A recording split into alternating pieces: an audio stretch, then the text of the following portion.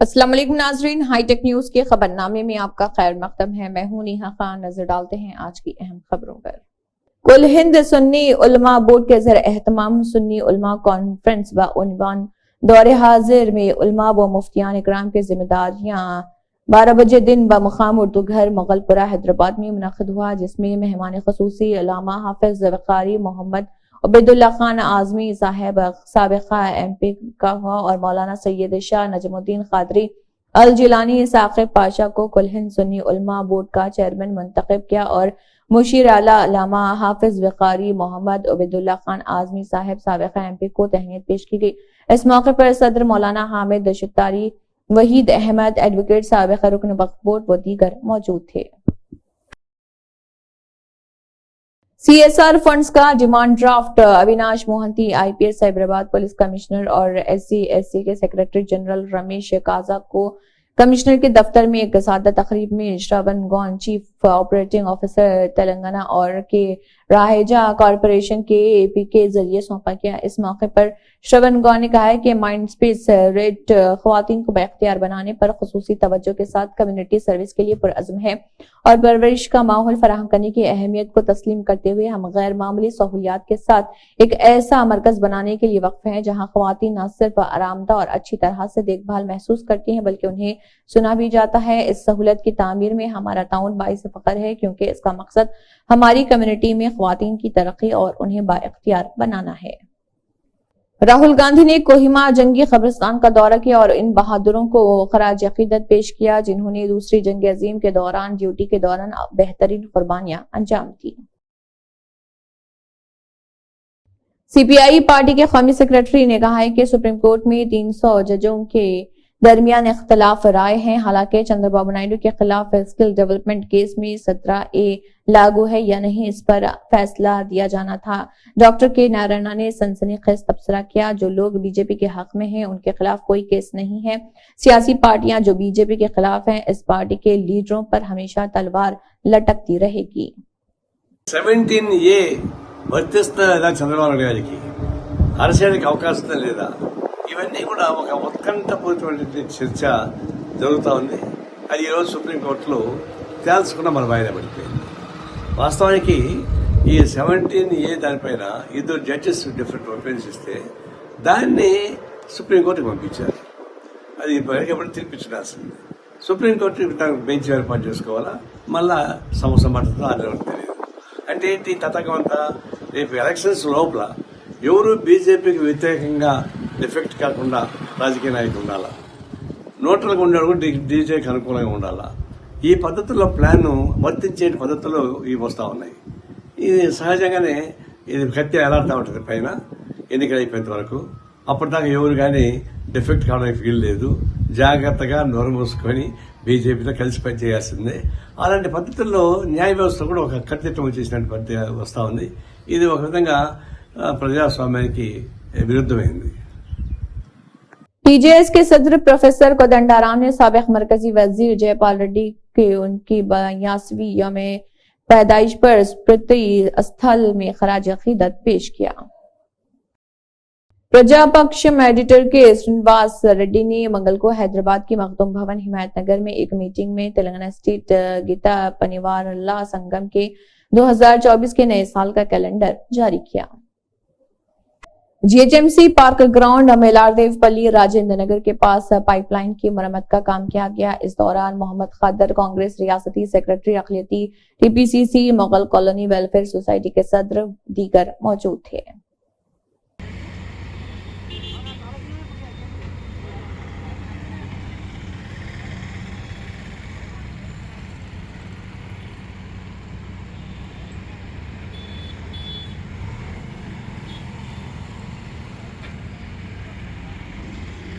दाउस में मुनक़िदा 54वीं आलमी इक़्तिसादी कौंसिल के लिए वज़ीर आला एकनाथ शिंदे स्विट्जरलैंड के हवाई अड्डे पर पहुंचे। इस मौके पर बुरहान महाराष्ट्र बोर्ड की जानिब से वज़ीर आला का पुरजोश इस्तकबाल किया गया। चीफ मिनिस्टर शिंदे ने बुरहान महाराष्ट्र बोर्ड की तरफ से नाफिज किए जाने वाले मुख्तलिफ इक़दामात के बारे में जानकारी हासिल की।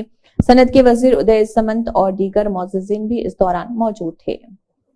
पंजाब के वज़ीर आला भगवंत मान ने कहा है कि पंजाब के खेलों के लिए एक अहम दिन का जश्न है। खेल से मोहब्बत करने वाले के तौर पर आज का दिन मेरे लिए बहुत खास है, क्योंकि एशियन गेम्स और नेशनल गेम्स में हमारी रियासत पंजाब का नाम रोशन करने वाले 168 गैर मामूली एथलेटिक्स को कुल 33.83 करोड़ रुपए की इनामी रकम से नवाजा गया है। तिलाई तमखा जीतने वालों को 1 करोड़ रुपए, चांदी का तमखा जीतने वालों को 75 लाख रुपए और कांस्य का तमखा जीतने वालों को 50 लाख रुपए मिले हैं। तमाम अहल खाने को भी बहुत मुबारक हो और मुस्तकबिल में मजीद फतुहात और पंजाब को स्पोर्ट्स लीडर बनाने की उम्मीद जाहिर की। पलनाडु जिले सत्यानापल्ली हलके के शहर सत्यानापल्ली में अन्ना कैंटीन के 500 दिन मुकम्मल होने के मौके पर मन्नम शिवाना मल्लेश्वर और की सरपरस्ती में अन्ना कैंटीन का प्रोग्राम मुनक्किद किया गया। प्रोग्राम के मेहमान खसूसी पलनाडु जिले सदर जीवी अंजनुलू और सत्यानापल्ली कॉन्टेन थे। उम्मीदवार कन्ना लक्ष्मी नारायणा इस दौरान मौजूद रहे। इस प्रोग्राम में जीवी अंजनुलू ने माली बाबू को मुबारकबाद दी जो गरीबों को खाना दे रहे। इसके अलावा इस जगन हुकूमत में गरीबों का पेट भरने वाले चावल की कैंटीनों को बंद करना भी जुल्म करार दिया। तेलुगु देशम जनसेना मखलूत हुकूमत ने कहा है कि चंद्रबाबू नायडू के जरिए मुतारिफ कराए गए सिर्फ 5 रुपए में खाने से बहुत से लोगों की भूख मिट गई है।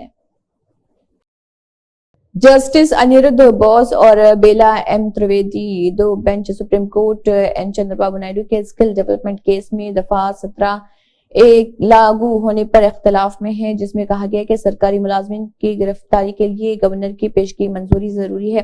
बेंच ने मुनासिब हिदायत के लिए मामले को चीफ जस्टिस ऑफ इंडिया के पास भेजने का फैसला किया। रियासती सदर गना तहफ़्फ़ुज़ पार्टी डॉक्टर अमन ने रियासती हुकूमत से अपील की है कि वो हाईकोर्ट के पुराने शहर रंगारेड्डी जिले से मुंतकिल ना करे, क्योंकि ये मौजूदा जगह से बहुत दूर है। क्योंकि अगर हम इस इमारत को नई इमारत में मुंतकिल करते हैं तो तेलंगाना के तमाम लोग इस हाईकोर्ट को जानते हैं, ये नजर नहीं आएगी। एडवोकेट और मिडिल क्लास लोग आसानी से सफर करके हाईकोर्ट पहुंच जाते हैं, लेकिन हर कोई नई हाईकोर्ट नहीं पहुंच सकता क्योंकि ये शहर के मज़ाफ़ात में है। और कहा कि मैं सीएम रेवंत रेड्डी से अपील करता हूं कि वो हाईकोर्ट को मुंतकिल करने की अपनी रजामंदी वापस लें। मैं डॉक्टर अमन, स्टेट प्रेसिडेंट गण सुरक्षा पार्टी तेलंगाना स्टेट, आज एक अहम मसले पे मैं आपके सामने रूबरू हो रहा हूँ। मसला है हाई कोर्ट, जो कि काफ़ी सालों से, सदियों से वहाँ पर है, उसको शिफ्ट करने का। तो अगर हम लोकेशन के हिसाब से देखें तो एडवोकेट्स के लिए बहुत कन्वीनियंट जगह है और गरीब लोग आते हैं, दूर से आते हैं, डिस्ट्रिक्ट से आते हैं, तो उन लोगों को एक सेंट्रल लोकेशन होने की वजह से एक सहूलत है हाई कोर्ट वहाँ रहने का। अब अगर जैसा रेवंत अन्ना बोल रहे हैं उसको एग्रीकल्चर यूनिवर्सिटी में शिफ्ट करने का, तो अगर एग्रीकल्चर यूनिवर्सिटी में शिफ्ट करते हैं, एक तो वहाँ पर एक ग्रीन कवर है, वो डिस्ट्रॉय होता, झाड़ काटने पड़ते, और जो है पहले ही हमारा जो हैदराबाद शहर है एक कंक्रीट का जंगल बनते जा रहा। अगर हम सारे झाड़ काट के, इससे पहले प्रीवियस गवर्नमेंट भी क्या करी, बहुत सारे एरियाज़ को डी नोटिफाई करके वहाँ विलाज अपार्टमेंट्स बना के कंक्रीट जंगल भर दी। हमारा ग्रीन कवर बहुत कम पहले से हो गया, पॉल्यूशन लेवल बढ़ते जा रहा। उसमें एक नई आशा, नई वो उम्मीद जगी थी रेवंत अन्ना की गवर्नमेंट आने से। तो वो भी अगर ग्रीन कवर को इस तरह से ख़राब करेंगे, झाड़ों को काटेंगे और उसको वहाँ शिफ्ट करेंगे, तो मेरे हिसाब से तो उसकी ज़रूरत नहीं है, बल्कि उनको ग्रीन कवर बढ़ाना चाहिए और हाई कोर्ट जहाँ है वहीं रखना चाहिए। पब्लिक की सहूलत है वो। एडवोकेट्स भी, जितनी मेरी एडवोकेट लीडर से भी बात हो रही थी, वो लोग भी बोल रहे हैं कि उन लोगों को वही कन्वीनियंट है, वहीं पर जो है हाई कोर्ट है वहीं पर रहना चाहिए। हम लोग डेवलपमेंट के खिलाफ नहीं हैं, पर डेवलपमेंट ऐसी होनी चाहिए जो कि जनता को सहूलत दे, ना कि जनता को परेशानी दे। तो लिहाजा मेरी कांग्रेस गवर्नमेंट से, रेवंत अन्ना से अपील है कि हाई कोर्ट को वहीं रहने दे और जो है पब्लिक की सहूलत का ख्याल रखें। धन्यवाद। मुशीराबाद हलके भोलाकोट डिवीजन गांधीनगर डिवीजन की कॉर्पोरेटर पवानी विनय कुमार और A Vinay Kumar, BJP city youth leader Mallanna मंदिर ट्रस्ट ने श्री में मुनक़िदा स्वामी की तकरीब में पूजा में शिरकत की है और भरमारंबिका मल्लिकार्जुन स्वामी मल्लन्ना मंदिर में खुसूसी पूजा की। और इस दौरान कॉर्पोरेटर जोड़े को शॉल पहनाकर इज्जत अफजाई की गई। मंदिर में मल्लन्ना स्वामी के दर्शन किए। मेंबरान ने प्रोग्राम में शिरकत की।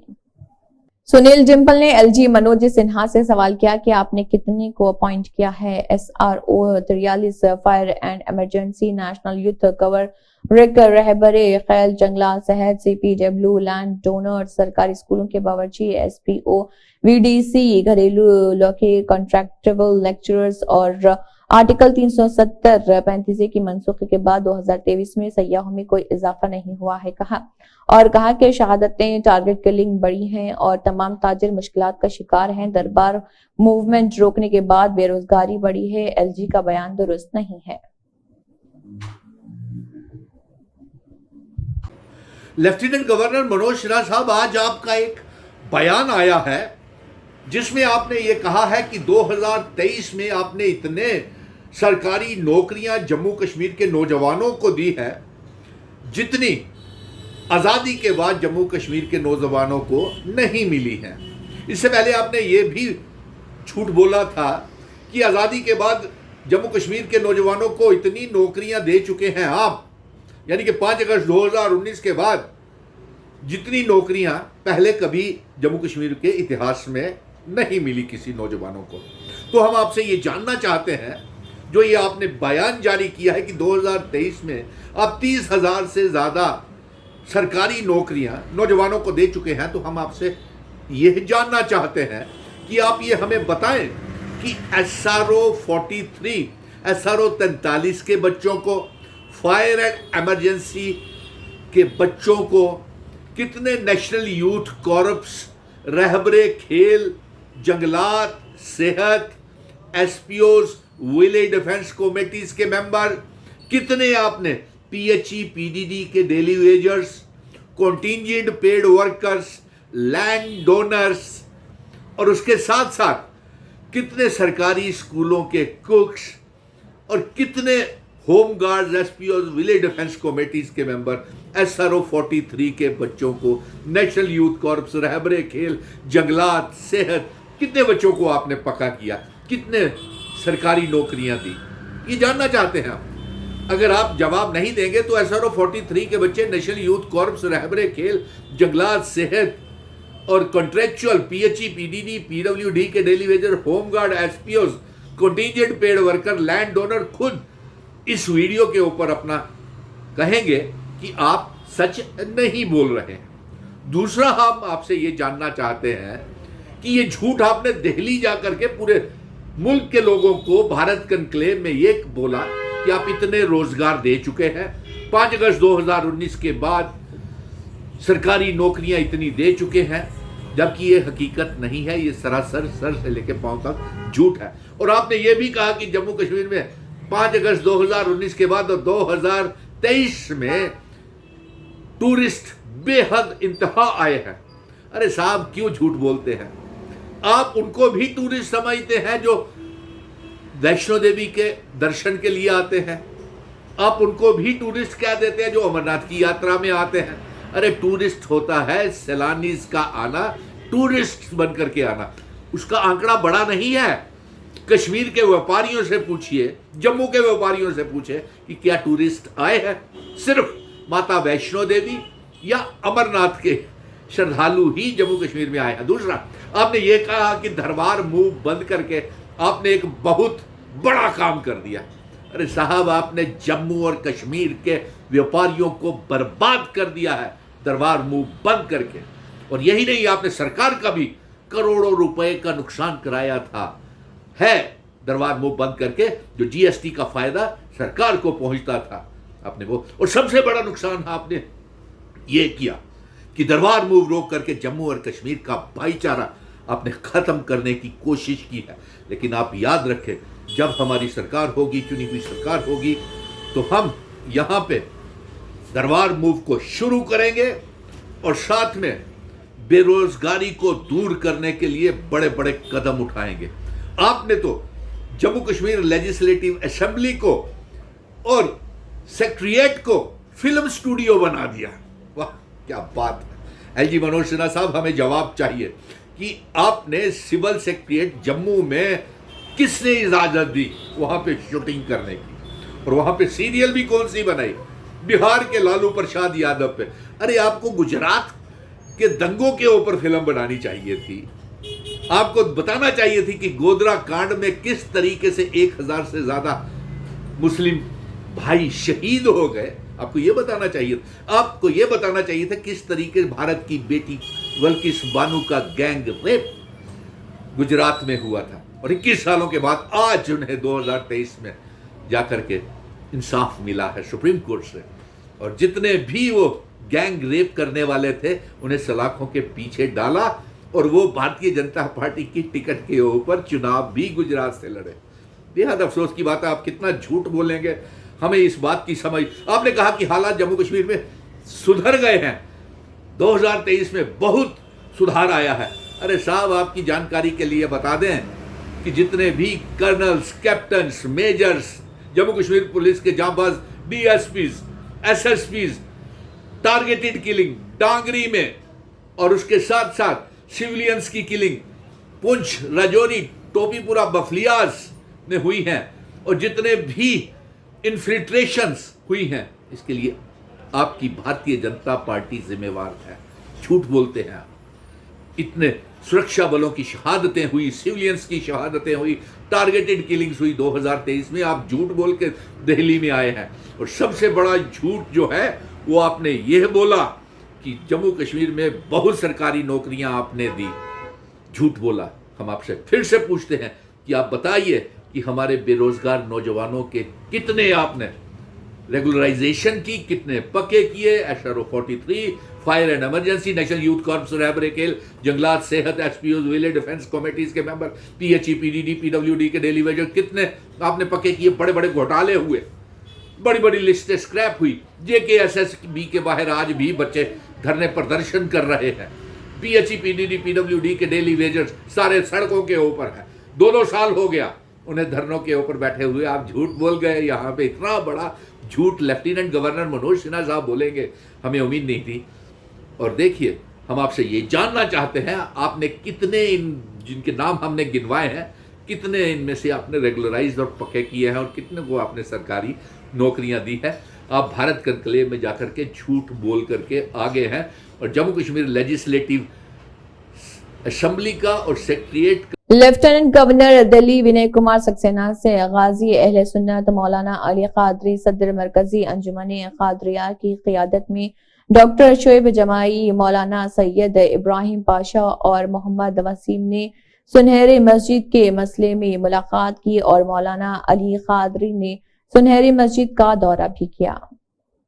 मजलिस के सदर बैरिस्टर असदुद्दीन ओवैसी ने एमएलए, एमएलसी और कॉरपोरेटरों के साथ कायद मिल्लत मजलिस के बानी सदर नवाब बहादुर यार जंग को उनकी 80वीं बरसी के मौके पर गुंबद कायद मिल्लत मुशीराबाद में फूलों की चादर चढ़ाई। मैंने देखा कि दिल्ली के मुख्यमंत्री और उनकी सरकार ये तय की है कि हर ट्यूसडे को वो नाम पढ़ाएंगे, हनुमान चालीसा पढ़ाएंगे। उस पर मैंने ये किया कि भाई आप लोग बीजेपी से क्या डिफरेंट है, आप में बीजेपी आरएसएस में कोई फर्क नहीं है। आप इनका हिपोक्रेसी देखिए कि कोई कह रहा है कि मैं सरयू नदी में चले जाऊंगा, कोई कह रहा है कि राष्ट्रपति को नासिक आया जाए, कोई कह रहा है कि ये पाठ पढ़ाया जाएगा शिक्षा सेंटर में और जहां पर अस्पतालें पढ़ाया जाएगा। तो आप तो नरेंद्र मोदी पर चल रहे हैं, वो कर रहे हैं, आप वही करना चाह रहे हैं। आप में बीजेपी आरएसएस में क्या फर्क है? तो मैं फिर से कह रहा हूं कि इस देश में मेजॉरिटी कम्युनिटी के वोट को कैसे हासिल किया जाए, उसका कॉम्पिटिटिव हिंदुत्व हो रहा है। और मैं इस देश के मुसलमानों से अपील कर रहा हूं कि आप लोग देखिए ये जो खेल हो रहा है इसमें क्या हो रहा है बताइए। कॉम्पिटिटिव हिंदुत्व की पॉलिटिक्स को अपनाया जा रहा है। अगर अभी भी इस देश के सेकुलर जहन रखने वाले हमारे हिंदू भाई और मुसलमान जो इसको नोटिस नहीं लेंगे, फिर नुकसान किसका हो? भाई आप शिकायत मुझसे होगी, बताइए इस पर क्या बोलेंगे आप? ये जो सब तमाशे किए जा रहे हैं ये क्या है? फिर वही सरयू नदी को जाएंगे, कोई बोला कि नासिक को आया जाए, कोई ये पाठ पढ़ाया जाएगा और हनुमान चालीसा पढ़ाया जाएगा स्कूल्स में, अस्पतालों में। क्या हो रहा है फिर ये? क्या ये कॉम्पिटिटिव हिंदुत्व नहीं है? क्या ये मेजॉरिटी कम्युनिटी के वोट को हासिल करने की पूरी कोशिशें नहीं की जा रही? फिर कहाँ पर सेकुलरिज्म दफन हो गया? सर, अभी राम मंदिर के दर्शन के मसले पे भी कांग्रेस पार्टी के लोग मकर संक्रांति के दर्शन करके आए, कहे 22 तारीख को नहीं जाएंगे मकर संक्रांति तो, लेकिन लोग दर्शन करके आए। नहीं, इतना जो आप जो पॉलिटिक्स ऑफ कंफ्यूजन करना चाह रहे हैं, इससे फायदा किसको हो रहा है? इससे फायदा क्या संविधान में जो सेकुलरिज्म है, प्लुरलिज्म है, डाइवर्सिटी की जो बात होती है, इक्वालिटी की, लिबर्टी की, किसको फायदा हो रहा है? आप तो वही कर रहे हैं जो मोदी चाह रहे हैं। अब बताइए फर्क क्या है? यही तो हमारी शिकायत रही है, यही तो हम लड़ रहे हैं और इसीलिए हम पर इल्जाम लगा दिया जाता है। भाई आप सरयू नदी को जाएंगे, कोई कहता है वहां नहीं जाएंगे, कोई राष्ट्रपति कह रहा है कि नासिक आ जाइए, कोई कह रहा है कि दिल्ली के स्कूल अस्पतालों में हम हनुमान चालीसा और ये कर देंगे। तो फिर फर्क क्या बचा है आप में? अभी भी वक्त है कि इस देश के सेकुलर जहन रखने वाले हमारे हिंदू भाइयों से, दलित भाइयों से, आदिवासी भाइयों से, ओबीसी सेक्शन के कई बड़े लोग हैं और खास तौर से मुसलमानों से मैं ये गुजारिश कर रहा हूँ कि देखिए ये आप ही के सामने हो रहा है ना, और इसका जिम्मेदार मैं नहीं हूँ। सर, राहुल गांधी एक नई यात्रा शुरू कर रहे हैं, ये निकले हैं तो अब देखिए क्या होता है। तेलंगाना में सरकार बना ली, तेलंगाना भी आज से यात्रा करके गए।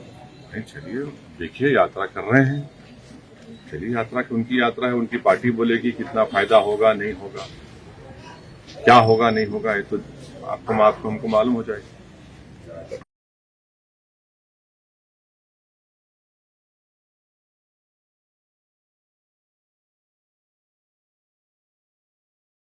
डॉक्टर जी रंजीत रेड्डी रुकने पार्लियामेंट चवेल्ला तेलंगाना ने SCR headquarter rail Nilayam Secunderabad में Arun Kumar Jain general manager SCR से मुलाकात की और अपने इलाके से मुतल्लिक रेल तरक्याती मंसूबों पर तबादला ख्याल किया। मेयर गढ़वाल विजय लक्ष्मी और राज्यसभा के रुकन के केशव राव ने साबिक मरकजी वजीर व सीनियर लीडर स्वर्गीय जयपाल रेड्डी को उनकी 82वीं यौम पैदाइश पर नेकलेस रोड पर वाक़ स्मृति स्थल पर उनके मुजस्समे पर फूलों की चादर चढ़ाकर खराज अकीदत पेश किया। उशिया पद्मा ने किसानों के मसाइल को वजीर ज़राअत की तवज्जो में लाया तो उन्होंने मुस्बित जवाब दिया। प्रभुलिंगम पारचोरी, जमुना, रामकृष्ण रेड्डी, राम रेड्डी, संध्या और दीगर इन नुमाइंदों में शामिल थे जिन्होंने वजीर से मुलाकात की। इस मौके पर महकमे ट्रांसपोर्ट ने कहा है कि इस माह के आखिर में कुल जमाती किसानों की अंजुमनों का इजलास मुनक्किद किया जाएगा और जमीन का जायजा सर्वे किए बगैर किसानों के जमीनी हुकूक का तहफ़्फ़ुज़ किया जा सकता है और इसके लिए इक़दाम जरूरी है और ये कि ख़वातीन किसानों को अपनी ज़रूरी मसनूआत को बस के जरिए दूसरे इलाकों और मंडियों तक ले जाने की इजाजत दी जाएगी ताकि वो अपनी उगाई हुई सब्जियां, फल और ताज़ा ज़रूरी मसनूआत मंडी में फरोख्त कर सकें। इसी के साथ हाईटेक न्यूज खबरनामा इख्तिताम को पहुंचता है। अल्लाह हाफिज।